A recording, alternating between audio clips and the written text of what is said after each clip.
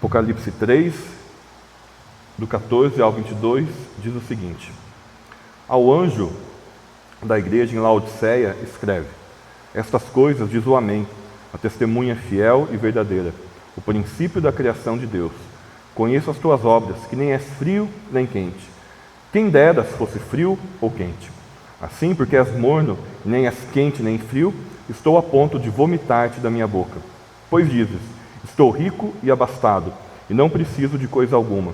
E nem sabes que tu és infeliz, sim, miserável, pobre, cego e nu. Aconselho-te que de mim compres ouro refinado pelo fogo, para te enriqueceres, vestiduras brancas para te vestires, a fim de que não seja manifesta a vergonha da tua nudez, e colírio para ungires os olhos, a fim de que vejas. Eu repreendo e disciplino a quantos amo. Sê, pois, zeloso e arrepende-te. Eis que estou à porta e bato. Se alguém ouvir a minha voz e abrir a porta, eu entrarei em sua casa e cearei com ele e ele comigo. Ao vencedor, dar-lhe-ei sentar-se comigo no meu trono, assim como também eu venci e me sentei com o meu Pai no seu trono. Quem tem ouvidos, ouça o que o Espírito diz às igrejas. Amém? Feche os olhos, vamos orar. Pai, louvado seja o teu nome, obrigado pela tua palavra, obrigado, Senhor, porque podemos nos reunir em torno da tua palavra. Pai, obrigado, Senhor. Tua palavra que é boa, que é perfeita, que é agradável, tua palavra que santifica, Pai, que purifica. Obrigado, Senhor. Deus, neste momento oramos ao Senhor para que possamos compreender aquilo que o Senhor tem para nós esta noite, Senhor. Espírito Santo de Deus, ilumine as nossas mentes, aqueça os nossos corações, para que possamos entender aquilo que o Senhor tem para nós, Pai. Nós estamos com o nosso coração sedento, nós precisamos ouvir a tua voz. Fala conosco nesta noite, Espírito Santo de Deus. Essa é a nossa oração em nome de Jesus. Amém e amém. Pode sentar.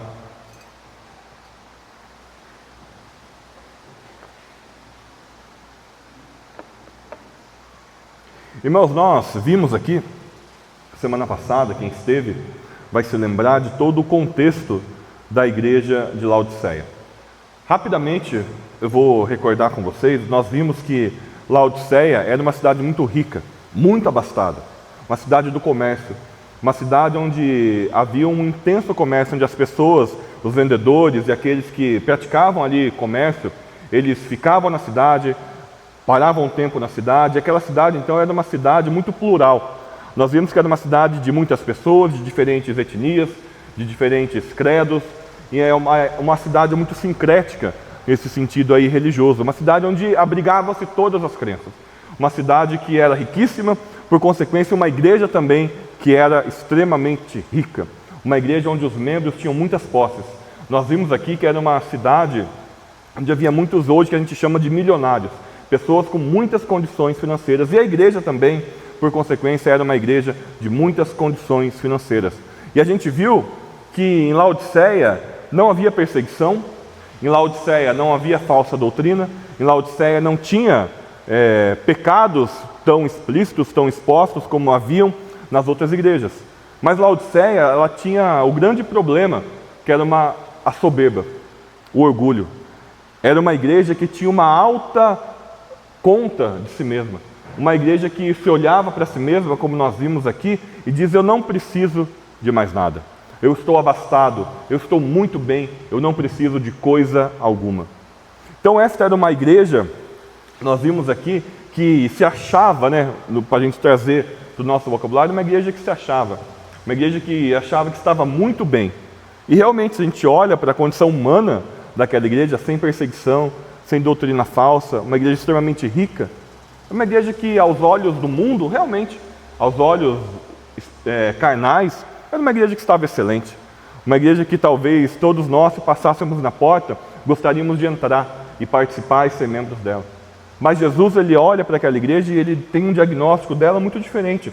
E eu falei para vocês um pouquinho sobre esta palavra que Jesus diz para eles: olha, vocês são infelizes. Eu falei para vocês que esta palavra do grego, ela significa desgraçados. Quando Paulo, a mesma palavra que Paulo diz: miserável homem que sou, quem me livrará do corpo desta morte? É a mesma palavra, a palavra que algumas traduções já trazem como desgraçado. Então era uma igreja que tinha uma alta conta de si mesma, mas ela estava ausente da graça de Deus.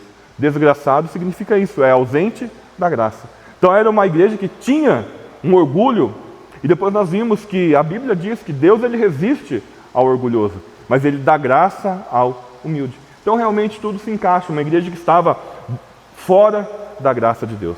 E uma igreja que estava então, tinha essa alta conta de si mesma, mas que na verdade era uma igreja onde a graça do Senhor não reinava naquele lugar. Nós vimos então que Jesus disse, semana passada, que era uma igreja que, além de desgraçada, além de infeliz, ela era miserável, ou seja, eles achavam que eles eram ricos, mas na verdade eles eram miseráveis. E eu falei para vocês semana passada que esse miserável é o mesmo adjetivo que é usado lá para Lázaro, o mendigo. Ou seja, era uma igreja extremamente pobre espiritualmente. Uma igreja que estava na situação de mendicância espiritual. Então veja como é sério o diagnóstico que Jesus apresentou para aquela igreja. E então, feito o diagnóstico agora, a partir do versículo 18 que nós vamos nos ater hoje, Jesus ele vai apresentar o tratamento. Jesus fez o diagnóstico e Jesus agora vai apresentar o tratamento. Se você observar o versículo 18, Jesus ele diz o seguinte: olha, eu aconselho-te que de mim compres ouro refinado pelo fogo para te enriqueceres, vestiduras brancas, a fim de que não seja manifesta a vergonha da tua nudez, e colírio para ungires os olhos, a fim de que vejas. Olha que interessante. Uma cidade do comércio, Jesus agora vai querer vender algumas coisas para eles. Jesus, talvez, como um vendedor ambulante, como hoje, a gente não chama mais mascate, né? Hoje é o representante comercial. Mudou o nome, né? Ficou mais bonito. Então Jesus hoje, ele vai se apresentar para aquela igreja como um vendedor. Jesus, ele é uma cidade do comércio, uma igreja onde provavelmente os membros, muitos deles, se não a maioria, ou quase todos, também eram praticantes do comércio. Jesus agora, a gente viu que ele está na porta e bate. Então é como um vendedor ambulante que está lá, batendo na porta do portão e fala: olha, eu aconselho-te que de mim compres. Jesus agora então se apresenta e fala: olha, de mim compres. Vocês estão aí comprando, vendendo, mas eu quero que vocês comprem de mim. Este aconselho-te é realmente dar conselho. Jesus não estava aqui infringindo nada, não estava obrigando nada, mas ele estava aconselhando. E este verbo aqui ele vai ser usado apenas em mais uma passagem em todo o Novo Testamento. Vai ser usado lá quando Caifás está falando com o povo e Caifás aconselha o povo que era melhor que um homem morresse pelo povo. Então é um conselho, sabe? É algo realmente, olha, não está sendo, ninguém está obrigando, mas está tentando ali de alguma forma persuadir. É como se Jesus estivesse dizendo: olha, acho que você já falou isso daqui para alguém, deixa eu te dar um conselho, faça isso. É o que Jesus está dizendo: deixa eu te dar um conselho, eu estou aconselhando você a fazer isso. E Jesus diz o seguinte: olha, comprem de mim. Os laodicenses, então, como eu disse para vocês, pessoas muito ricas, pessoas muito abastadas, agora eles deveriam usar, entre aspas, a sua riqueza não mais para comprar bens perecíveis, mas eles deveriam usar a sua riqueza para comprar então bens agora que não são perecíveis, para comprar agora recompensas espirituais. Então veja, a natureza aqui que Jesus apresenta das palavras é perfeita. Por uma cidade do comércio, para uma cidade que estava ali nisso, a cidade, os laodicenses, haviam comprado tudo que eles poderiam de vendedores terrenos. Tudo que eles, eram pessoas que, sabe, não passam vontade de comprar, de ter, de possuir. O que eles queriam comprar, o que passavam vendendo lá para eles, eles compravam. Só que agora, então, Jesus está dizendo: olha, vocês estão comprando na loja errada. Vocês estão comprando de pessoas erradas. Vocês estão comprando mercadorias erradas. Vocês estão gastando os recursos de vocês em coisas erradas. Ou talvez, então, Jesus aqui falando de: comprem de mim ouro refinado pelo fogo.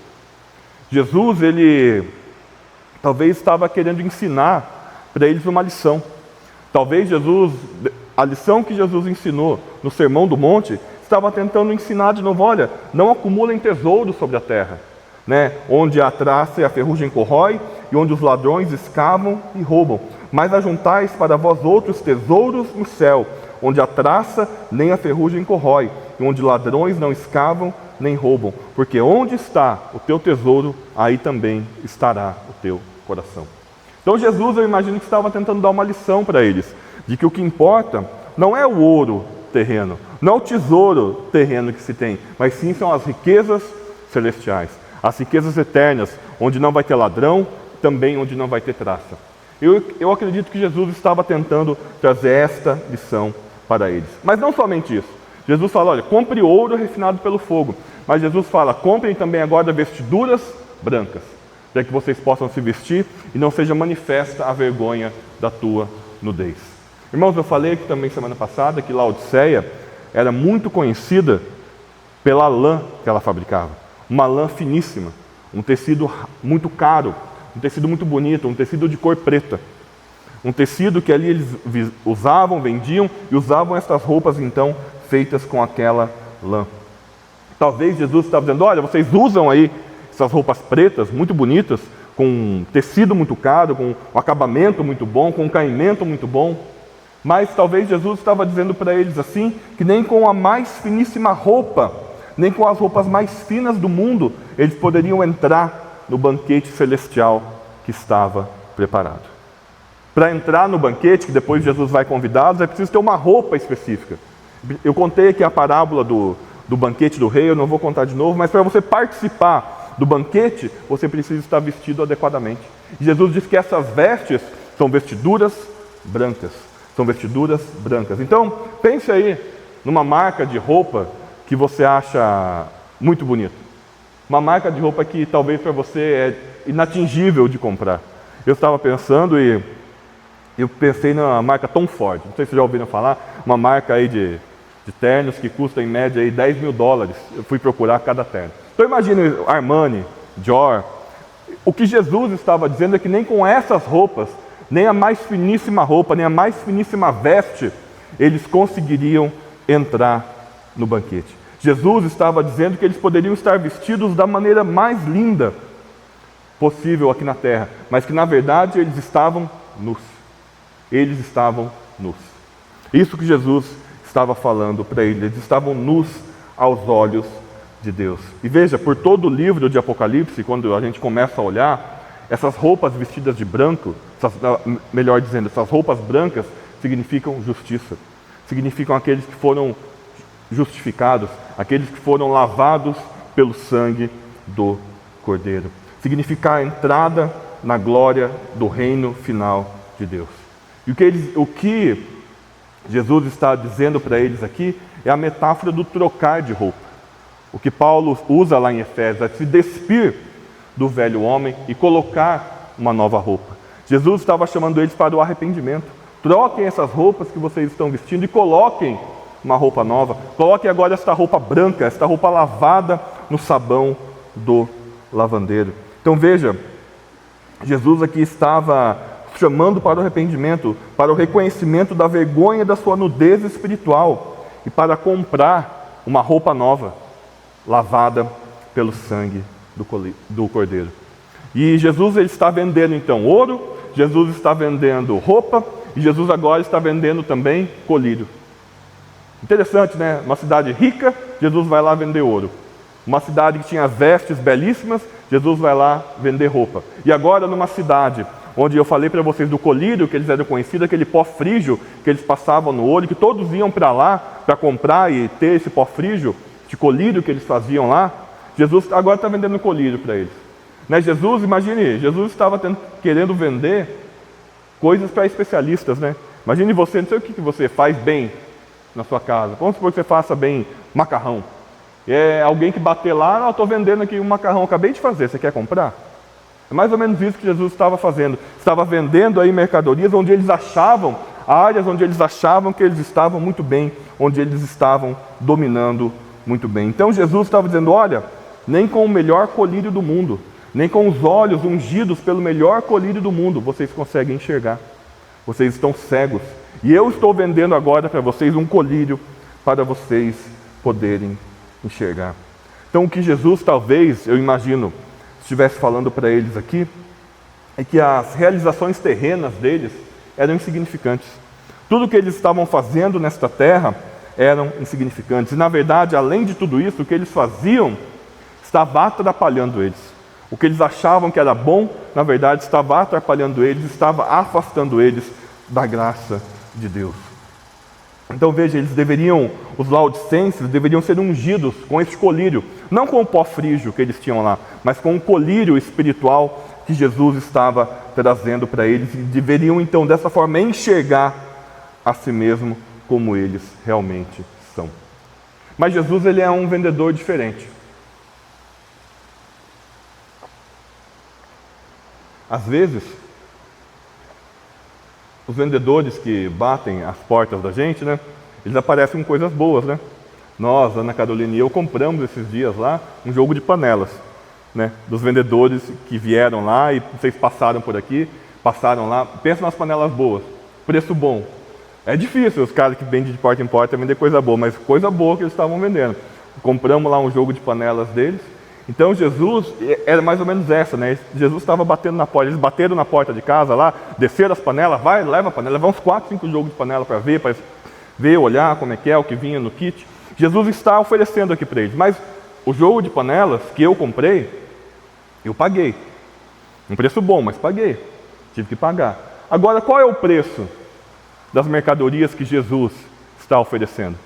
Imagine Jesus lá, fosse hoje, chegar com a caminhonete, com o furgão, lá com a Fiorina e tirando, né? Ouro, roupa, colírio.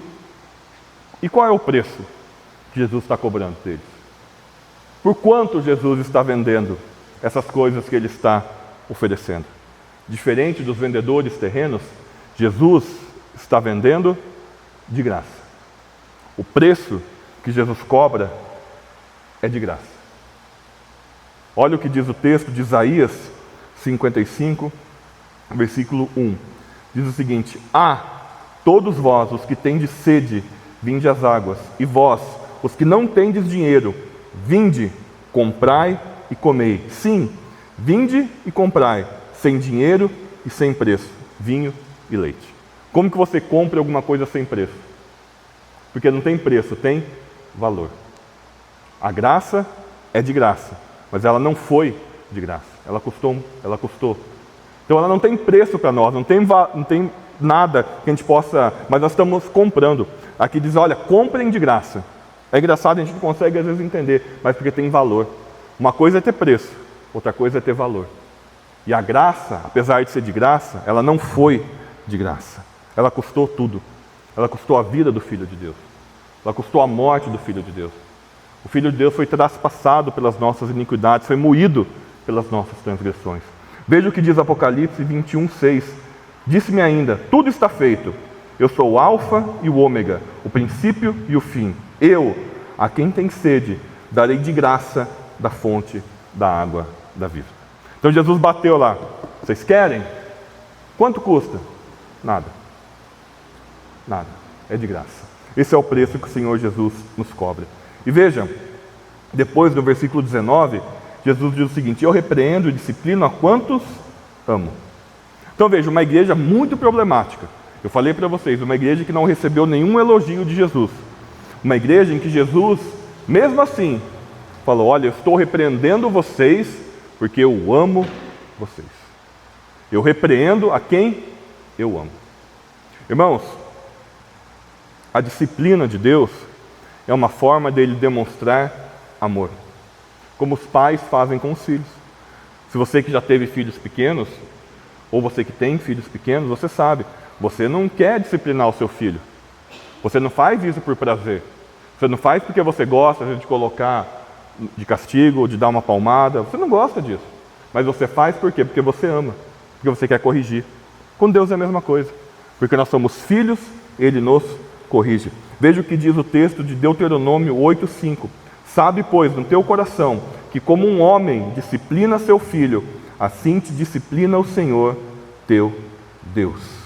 Veja também o que diz, só preste atenção, Hebreus 12, a partir do versículo 4, diz o seguinte: ora, na vossa luta contra o pecado, ainda não tendes resistido até o sangue, estáis esquecidos da exortação que, como filhos, discorre convosco. Filho meu, não menosprezes a correção que vem do Senhor, nem desmaies quando és reprovado, porque o Senhor corrige a quem ama e açoita a todo filho a quem recebe. para a disciplina que perseverais. Deus vos trata como filhos. Pois que o filho há que o pai não o corrige? Mas, se estáis sem correção, de que todos têm se tornado participantes, logo sois bastardos e não filhos. Se você, ou se qualquer um de nós, tem sido corrigido por Deus, tem sofrido a disciplina de Deus, isso é motivo de nós nos alegrarmos, porque nós somos filhos. E se Deus não nos corrige, é porque nós não somos filhos. Enquanto Deus está nos corrigindo, está nos chamando ao arrependimento, está tentando nos trazer de volta, é porque nós somos filhos de Deus. Porque Ele nos ama, Ele corrige porque Ele ama. E sabe o que Deus faz com aqueles a quem Ele não ama? Romanos 1 diz isso. A quem Ele não ama, o que Ele faz, Ele entrega as próprias paixões. É mais ou menos o seguinte: você quer fazer? Então vá e faça. É isso que Paulo fala, trocando em miúdos lá em Romanos. Então quem Deus ama, que é o caso aqui dos Laodicenses, que é o caso da igreja de Cristo, Ele disciplina. Aqueles a quem Ele não ama, a Bíblia diz que Ele entrega as próprias vontades, para fazer os próprios desejos. Ele entrega. E a gente sabe muito bem onde dá o caminho que o homem escolhe. Se não é Deus ter misericórdia, ter graça, nos corrigir, dessa forma já é difícil. Imagine agora se nós estivermos entregues às nossas próprias paixões. É isso que Ele faz. Mas conosco, com os filhos dEle, Ele corrige. E veja, no versículo 20, depois da exortação, Deus agora, na pessoa de Jesus, vai chamar para a ceia.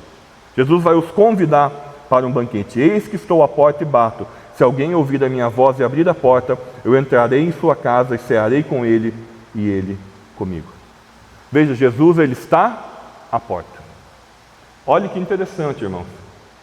Uma igreja que, aos nossos olhos, talvez, era perfeita. Rica, abastada, muita gente, sem problema, uma igreja que vivia tranquilamente, sem perseguição. Mas Jesus, onde que Ele estava nessa igreja? Do lado de fora. Hoje, infelizmente, muitas igrejas que estão assim, que a gente olha, que a gente vê na internet, que talvez veio aí por aí, a gente pensa, que igreja legal. Mas talvez Jesus esteja do lado de fora. Será que no nosso meio, na nossa igreja, onde Jesus está? Será que Jesus está do lado de dentro? Ou será que Ele está do lado de fora? É uma reflexão para a gente ter, uma reflexão para a gente pensar.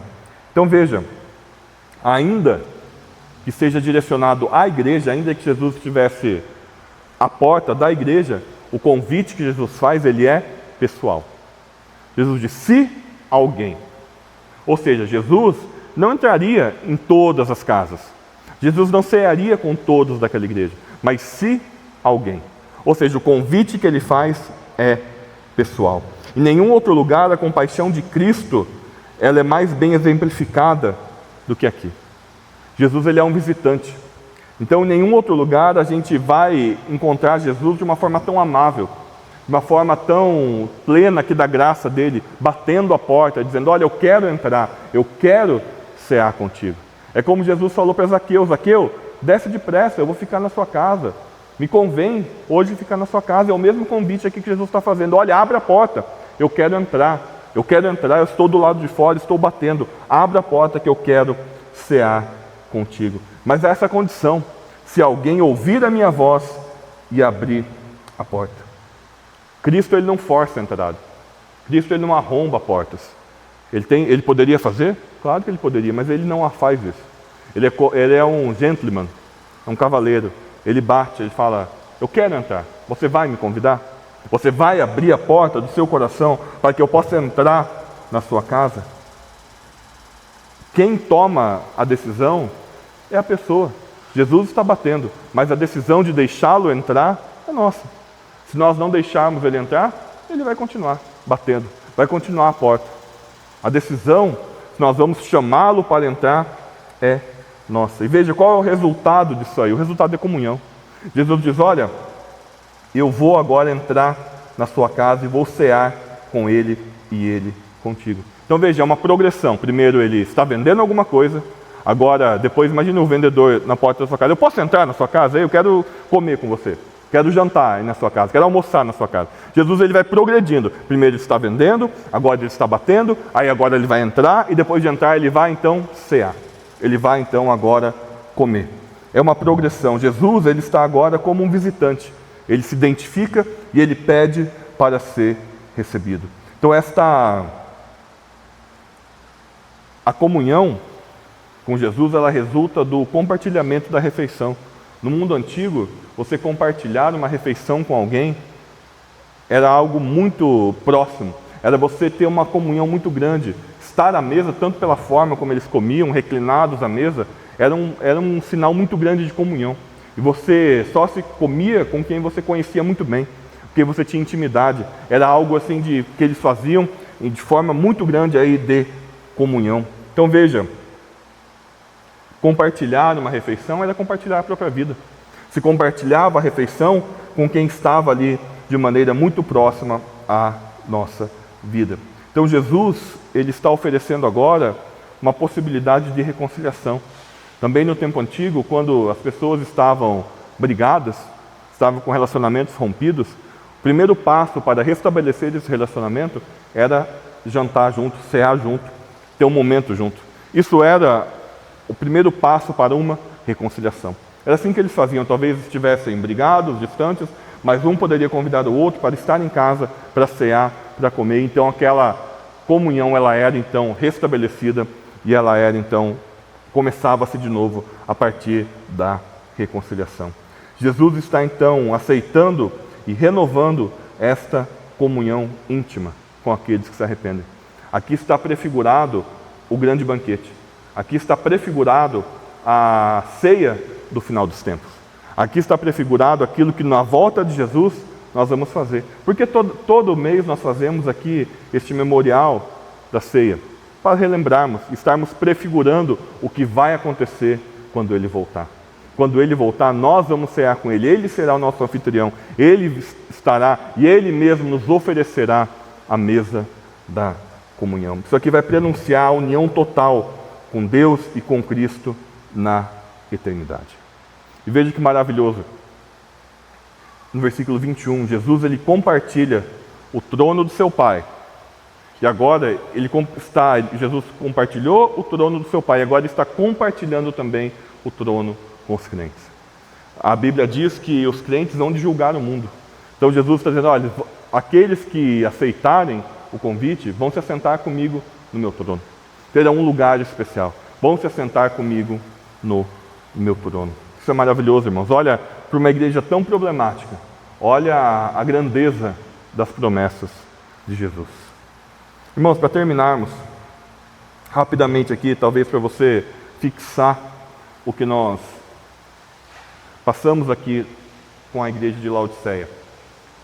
Em primeiro lugar, lembre-se que a disciplina de Deus, ela é um ato de amor. Lembre-se sempre disso. Às vezes a gente pode estar passando por momentos difíceis, por provas, talvez pode ser apenas uma prova, mas talvez também pode ser a disciplina de Deus. Deus utiliza a disciplina conosco. Então, se nós estivermos passando, pode ser que é Deus que está ali nos corrigindo, nos chamando para uma mudança, nos disciplinando, nos trazendo de volta. A disciplina de Deus não é simplesmente para castigar, para nos infligir algum mal, mas Deus ele usa isso para nos trazer de volta. Lembre-se sempre da história do profeta Jonas. Por que Deus mandou lá a tempestade atrás de Jonas? Por que Jonas foi cair lá na barriga de um peixe? Porque Deus queria ele de volta.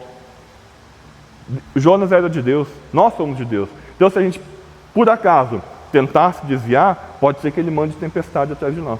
Da mesma forma que mandou tempestade atrás de Jonas. Mas sempre tenha em mente que é sempre um ato de amor. Veja, segunda coisa, tudo pode estar aparentemente muito bem em uma igreja, mas Jesus pode estar do lado de fora. E o que é maravilhoso é que mesmo que se ele estiver do lado de fora, ele está querendo entrar. Isso que é maravilhoso, né? E por isso que a gente não pode, às vezes, julgar, e quem faz o julgamento é ele. Pode ser, a gente olha e a gente faz o nosso juízo, mas quem tem a palavra final é ele. Talvez aos nossos olhos está tudo muito bem, mas quem, na verdade, faz o diagnóstico é ele. Então pode ser que a gente imagine que tudo está aparentemente bem, mas Jesus pode estar do lado de fora. E terceiro aplicação aqui, há um banquete preparado para nós. Nós temos um banquete nos aguardando. O banquete que a Bíblia chama de as bodas do Cordeiro. Uma festa de casamento, né, onde a noiva do Cordeiro, a igreja dele, vai se encontrar com ele. Então nós temos essa promessa. Nós temos aqui, na verdade, essa segurança de que se nós abrirmos a porta do nosso coração, se nós convidarmos Jesus aqui, abrirmos, destrancarmos os portões da nossa alma, Jesus está pronto para entrar. Jesus está pronto para cear conosco. Jesus está pronto para compartilhar a sua vida conosco. Jesus também, da mesma forma que Ele vai fazer isso, nós temos a plena certeza de que a volta dEle também, se nós abrirmos o nosso coração, se nós confessarmos Ele como nosso Senhor e como nosso Salvador, Jesus, Ele voltará e nos oferecerá um grande banquete. Em nome de Jesus.